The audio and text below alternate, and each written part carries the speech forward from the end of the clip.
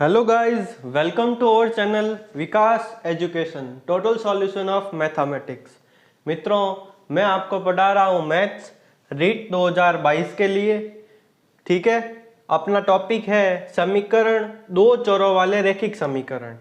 मैंने आपको रीट लेवल 2 के लिए घातांक चैप्टर कंप्लीट करवा दिया है, बीजीय व्यंजक चैप्टर कंप्लीट करवा दिया है, गुणनखंड करवा दिए हैं, सर्व समीकरण करवा दी है और सरल एक घातीय रैखिक समीकरण करवा दिया है। अब इसी चैप्टर को कंटिन्यू कर रहे हैं अपन। जो समीकरण है उसमें दो चरों वाले रैखिक समीकरण देखेंगे। इससे पहले क्या देखा था? एक चर वाले रैखिक समीकरण देखे थे। अगर वो वीडियो देखना है आपको तो वीडियो के डिस्क्रिप्शन बॉक्स में लिंक दे रखा है, आप वहां पे विजिट करें और सारे वीडियो देख लीजिए। रीड के सिलेबस के अकॉर्डिंग जो भी आपके सिलेबस में हेडिंग मेंशन है उसके अकॉर्डिंग मैंने सारे चैप्टर कवर कराए हैं। अब देखो आगे कंटिन्यू करते हैं अपने टॉपिक को, जिसका नाम है समीकरण दो चरों वाले रैखिक समीकरण। इसमें अब कितने चर होंगे? दो चर होंगे। ठीक है साथियों, तो आ जाइए। देखो, दो चरों वाले रैखिक समीकरण का व्यापक रूप क्या होता है? ax plus b y plus c equals to 0। ये होता है व्यापक रूप। ठीक है, जहां ए बी सी क्या है? वास्तविक संख्याएं हैं। वास्तविक संख्याएं कौन सी होती है? जो परिमेय और अपरिमेय संख्याओं का यूनियन हो वो होती है वास्तविक संख्याएं। ठीक है, और ए बी शून्य नहीं है। यहाँ पर ए बी सी तो वास्तविक संख्याएं हैं, एक्स और वाई चर है, और ए और बी जो है वो शून्य नहीं है, मतलब ये 0 नहीं होने चाहिए। तो इसको मैथमेटिक्स फॉर्म में क्या कहते हैं? ए का स्क्वायर प्लस बी का square is not equal to 0 है। ठीक है मित्रों, अब देखो 2x plus 3y equals to 5 ये लिख रखा है। तो इसमें देखो x और y दो चर है, तो ये दो चरों वाली रैखिक समीकरण हो गई। अब ध्यान से देखना, मैंने यहाँ पर क्या पुट किया है? x की वैल्यू 1 और y की वैल्यू 1 पुट कर दी। तो देखो क्या आता है, x की जगह 1 रखा मैंने, तो 2 इंटू 1 प्लस 3 इंटू 1 इक्वल्स में 5 है।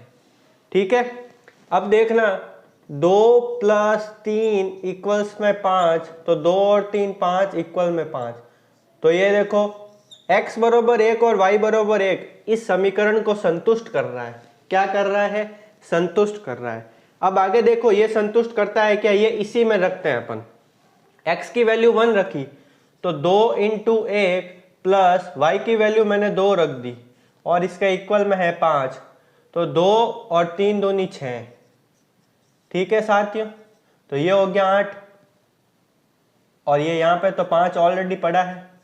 तो क्या 8 और 5 इक्वल है क्या? आपस में इक्वल नहीं है। ये आपस में इक्वल नहीं है, मतलब x बराबर 1 और y बराबर 2 जो है इसको संतुष्ट नहीं कर रहा है। तो इसका मतलब क्या है? इसका मतलब यह है कि x बराबर 1 और y बराबर 1 बिंदु जो है वो इस समीकरण का हल है। वो इस समीकरण का हल है। समीकरण का हल है। क्यों है हल? क्योंकि बिंदु 1,1 जो है वो इस समीकरण को संतुष्ट करता है, और जो बिंदु संतुष्ट करता है वो उसका हल कहलाता है। ठीक है साथियों, तो अब जो ये 1,2 जो होगा वो इसका हल नहीं कहलाएगा।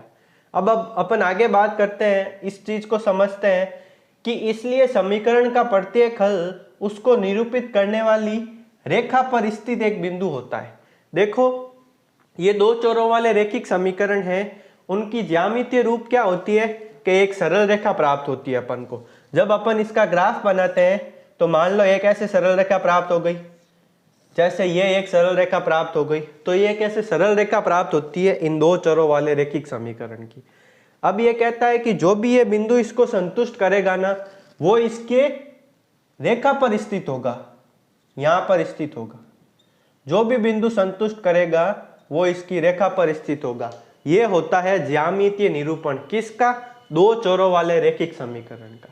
ठीक है मित्रों, आई होप आपको क्लियर हो गया होगा कि दो चरों वाले रैखिक समीकरण का व्यापक रूप क्या है, इसका इंट्रोडक्शन क्या है और ज्यामितीय रूप क्या है। ज्यामितीय रूप क्या है कि जो बिंदु इस समीकरण को संतुष्ट कर रहा है वो इसका हल कहलाएगा, और जो सरल रेखा ज्यामितीय रूप में निरूपित कर रहा है उसके ऊपर स्थित होगा बिंदु, ठीक है, वो इसका हल होगा। अब देखो आगे,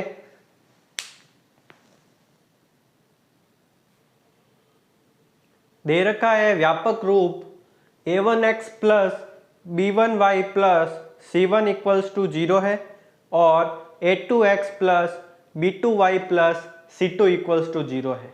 ठीक है मित्रों, ये क्या दे रखा है, दो चरों वाले रैखिक समीकरण का व्यापक रूप दे रखा है। व्यापक रूप में मैंने ये क्या लिया है, इनको क्या कहते हैं, युग्म रूप, मतलब ये दोनों क्या है, युग्म में है, पेयर में है।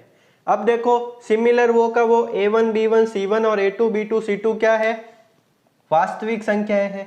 ठीक है, अब देखना मैंने ये चीज क्या समझाई थी आपको कि दो चरों में एक रैखिक समीकरण का ज्यामितीय रूप एक सरल रेखा होती है।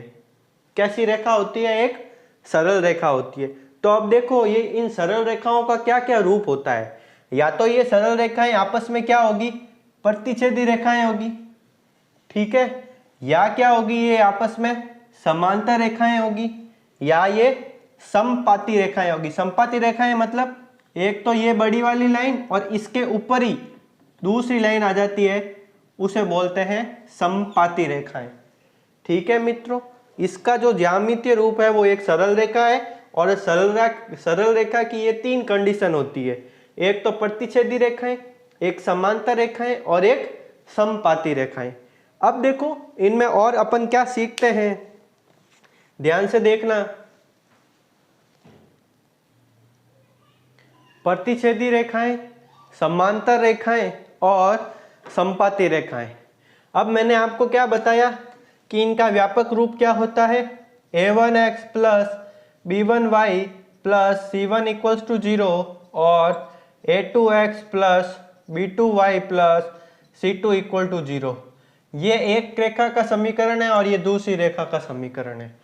अब कंडीशन क्या कहती है, अगर प्रतिच्छेदी रेखाएं होगी तो क्या होगा, देखना ध्यान से। इस फर्स्ट नंबर का अपन डिस्कस कर रहे हैं, फर्स्ट नंबर का डिस्कस कर रहे हैं कि अगर प्रतिच्छेदी रेखाएं होगी तो क्या होगा। तो a1 upon a2 equals to b1 upon, पहले अपन इक्वल नहीं लगाते हैं, अपन पहले सारे लिख देते हैं, a1 upon a2 b1 upon b2 c1 upon c2, a1 upon a2 b1 upon b2 और c1 अपॉन c2। देखिए साथियों, इसके व्यापक रूप में इनके गुणांकों के बीच में क्या संबंध होता है जब ये रेखाएं इस प्रकार से होती है। ठीक है, आपको बात समझ में आ रही है ना, मैं क्या समझा रहा हूं, प्रतिच्छेदी रेखाएं, समांतर रेखाएं और समपाती रेखाएं। अब अपन देख रहे हैं मित्रों, अगर प्रतिच्छेदी रेखाएं होगी तो a1 अपॉन a2 और b1 अपॉन b2 आपस में क्या होंगे, इक्वल होंगे या नॉट इक्वल होंगे, नॉट इक्वल होंगे। ठीक है, तो ये याद रखना, प्रतिच्छेदी रेखाएं a1 upon a2 b1 upon b2 अगर नॉट इक्वल आ रहा है तो अपन क्या बोलेंगे कि ये प्रतिच्छेदी रेखाएं हैं। बात समझ में आ रही है। अब देखो आगे, a1 upon a2 b1 upon b2 c1 upon c2 में क्या होगा, ये दो आपस में इक्वल होंगे और c1 अपॉन c2 आपस में नॉट इक्वल टू होगा, तो ये हो जाएगी समांतर रेखाएं। और समपाती रेखाओं में क्या होगा, सारे के सारे आपस में क्या होंगे, इक्वल होंगे। ठीक है साथियों, समझ में आ रहा है। अगर प्रतिच्छेदी रेखाएं हैं तो क्या होगा, ये नॉट इक्वल टू होंगे, ये क्या होंगे, नॉट इक्वल टू होंगे, और इसमें c1 upon c2 not equal होगा और इसमें सारे के सारे जो है वो सारे इक्वल होंगे समपाती रेखाओं में। ठीक है मित्रों, इतनी बात अगर आपको समझ में आई है तो प्लीज वीडियो को लाइक करो, और अगर आपका इससे नॉलेज इंप्रूव हो रहा है, अगर आपको लग रहा है कि हमने कुछ चीजें सीखी है, तो प्लीज चैनल को सब्सक्राइब जरूर करो। अब देखो, प्रतिच्छेदी रेखाओं का मतलब है कि ये आपस में बराबर नहीं होंगे, तो अपन इसको क्वेश्चन के फॉर्म में देखते हैं ये कैसे होता है। क्वेश्चन के पहले अपन और चीज सीखते हैं इसमें। देखो, जब ये आपस में नॉट इक्वल है तो क्या होगा, इसमें दो चीजें याद रखनी है। देखना, ये आपस में कट कर रही है तो क्या है, इसका एक ये अद्वितीय हल है। क्या है, अद्वितीय हल है, यूनिक सॉल्यूशन है। अगर आपस में रेखाएं प्रतिच्छेदी है तो क्या होगा, अद्वितीय हल होगा। अद्वितीय हल होगा तो यह एक क्या है, संगत निकाय है। कैसा निकाय है, संगत निकाय। निकाय मतलब दो रेखाओं का जो समूह बनता है वो निकाय है। संगत निकाय का मतलब ये कि जिन दो चर रेखिक समीकरणों के हल निकल जाते हैं वो होता है संगत निकाय, और अगर हल नहीं निकलता है तो वो होता है असंगत निकाय। तो प्रतिच्छेदी रेखाएं जो होगी उसमें a1/a2 is not equal to b1/b2 and unique solution होगा। ठीक है मित्रों, और संगत निकाय होगा। अब बात करते हैं समांतर रेखाओं की। समांतर रेखाओं में क्या होगा, ये c1/c2 जो है वो b1/b2 के नॉट इक्वल टू आएगा। इसमें क्या होगा, ये देखो समांतर रेखाएं हैं, आपस में कहीं नहीं मिलेगी, तो इसका क्या होगा, कोई हल नहीं। क्या होगा, कोई हल नहीं। समांतर रेखाओं में होगा, इनका कोई हल नहीं होगा क्योंकि ये आपस में मिलेगी नहीं। और अगर हल है ही नहीं तो कौन सा निकाय होगा, असंगत निकाय होगा। ठीक है मित्रों, समझ में आ रहा है ना आपको। अब देखो संपाती रेखाएं। संपाती रेखाएं मतलब ये देखो एक लाइन के ऊपर दूसरी लाइन है, मतलब इसके कितने हल होंगे, अनंत हल होंगे। कितने हल होंगे, अनंत हल होंगे। और ये निकाय कैसा होगा, संगत निकाय होगा, क्योंकि इसके हल निकल रहे हैं। तो हल निकल रहे हैं तो यह एक संगत निकाय है। ठीक है मित्रों, अद्वितीय हल, कोई हल नहीं मतलब ये आपस में मिलेगी नहीं। इसमें एक ही बार मिल रही है मतलब अद्वितीय हल, और इसमें अनंत बार अनंत पॉइंट मिलेंगे, यहाँ पर ये अनंत पॉइंट मिलेंगे तो हो जाएगा अनंत हल। यह है संगत निकाय, यह है असंगत निकाय, और यह है संगत निकाय। ओके, देखो अब आगे देखिए। अब हमारे सामने निम्न क्वेश्चन दे रखे हैं। ये क्वेश्चन बहुत ही आसान है। इसमें अपन को करना क्या है, ध्यान से सुनना मित्रों। इस क्वेश्चन में करना है अपन को कि बताना है कि ये रेखाएं समांतर है, संपाती है या प्रतिच्छेदी रेखाएं हैं, और या ये संगत निकाय है या असंगत निकाय है। तो इसका इंट्रोडक्शन मैंने आपको समझा दिया है। अब देखो क्वेश्चन सॉल्व करते हैं, इसकी तुलना करते हैं। तुलना करते हैं, देखो a1/a2, b1/b2 और c1/c2, इनकी तुलना करेंगे। जैसे क्वेश्चन कहेगा वैसे वैसे सॉल्व करेंगे। देखो a1 का मान क्या है, 5 है, 5 बटा a2 का मान क्या, ये देखो ये समीकरण है a1x plus b1y plus c1 equals to 0, ये व्यापक रूप है। तो a1 का मान 5 है, a2 का मान क्या है, 7 है, b1 का मान क्या है, -4 है, b2 का मान क्या है, 6 है। अब इसके बीच में क्या लगाते हैं अपन, नॉट इक्वल लगाते हैं। a1/a2 b1/b2 को ही देख लिया तो c1/c2 को देखने की जरूरत नहीं है। क्यों नहीं है, क्योंकि हमें पता है, हमें क्या पता है कि अगर a1/a2 is not equal to b1/b2 है, ये देखो 5/7 और -4/6 आपस में इक्वल हो सकते हैं क्या, अरे नहीं हो सकते हैं। तो ये क्या है, ये है प्रतिच्छेदी रेखाएं।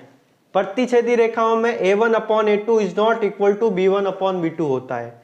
ठीक है मित्रों, अब इसमें अपन और क्या लिख सकते हैं, यह एक संगत निकाय है। अरे क्यों है संगत निकाय, बताइए फटाफट।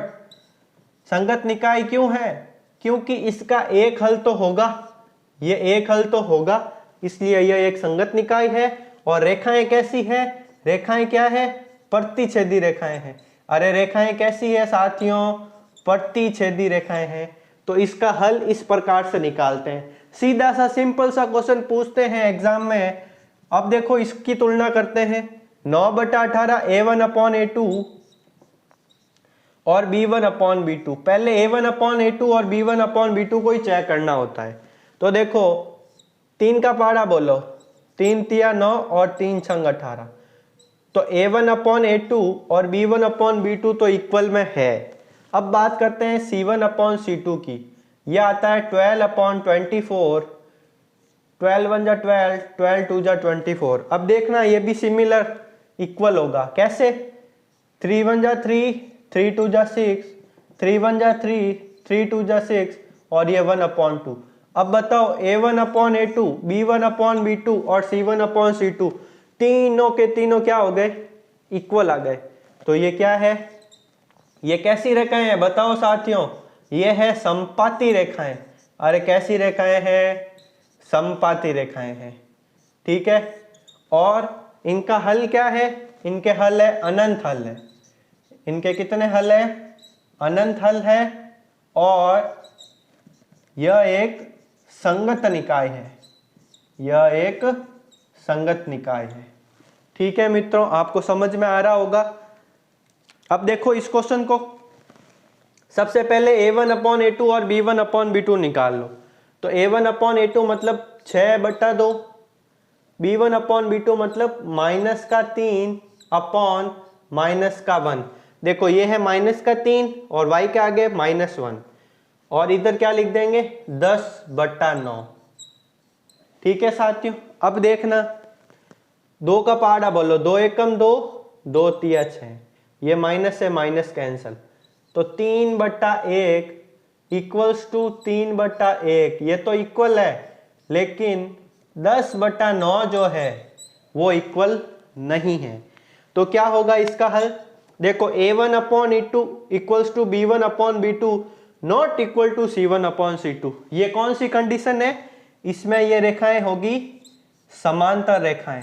समांतर रेखाओं में क्या होता है कि C1/C2 जो है वो B1/B2 के नॉट इक्वल में आता है। तो ये हो गई समांतर रेखाएं। अरे हो गई ना समांतर रेखाएं। अब समांतर रेखाएं हैं तो इनका कोई हल नहीं होगा। कोई हल नहीं, कोई हल नहीं है मतलब ये कैसा निकाय है? यह एक असंगत निकाय है। कैसा निकाय है? असंगत निकाय है। आई होप आपको क्लियर हो रहा होगा कि निकाय कौन सा संगत है, निकाय कौन सा असंगत है, रेखाएं कौन सी प्रतिच्छेदी है, कौन सी समबाती है और कौन सी समांतर है। ठीक है। अब देखो ये और क्वेश्चन सॉल्व करते हैं। A1/A2 मतलब 3/2, 2/-3 B1/B2 और C1/C2 क्या करेंगे? 5/7। इसको इधर लेके आओगे तो क्या होगा? -5/-7 होगा और माइनस माइनस कैंसिल हो जाएंगे, सेम ही। अब देखो 3/2 क्या 2/3 के इक्वल है? नहीं है। अब A1/A2 और B1/B2 पहले ही नॉट इक्वल टू आ गए, तो इसका मतलब क्या है? ये रेखाएं प्रतिच्छेदी रेखाएं हैं। इनका हल एक अद्वितीय हल है, एक अद्वितीय हल है। और यह निकाय जो है वो संगत निकाय है। कैसा निकाय है साथियों? ये निकाय जो है वो संगत निकाय है। ठीक है। अब देखो 2-3 और क्वेश्चन लेते हैं निकाय संगत असंगत के, फिर अपन आगे बढ़ते हैं। देखिए साथियों, अपन और क्वेश्चन सॉल्व करते हैं। निकाय संगत है, निकाय असंगत है, या रेखाएं प्रतिच्छेदी है, या संपत्ति है, या क्या है? समांतर रेखाएं हैं।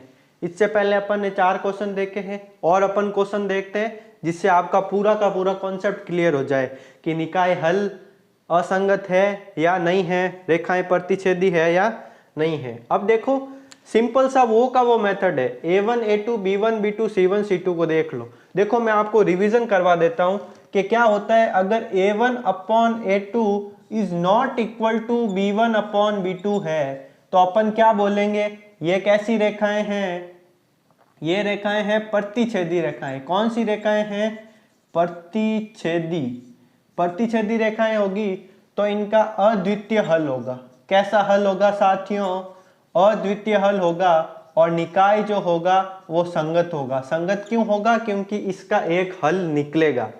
और नेक्स्ट बात करते हैं अपन A1/A2 equals to B1/B2 is not equal to C1/C2। तो ये रेखाएं कैसी होगी? ये रेखाएं होगी समांतर रेखाएं होगी। समांतर रेखाएं होगी और नो सॉल्यूशन होगा, इनका कोई हल नहीं होगा। और यह निकाय कैसा होगा? असंगत निकाय होगा। अरे कैसा होगा?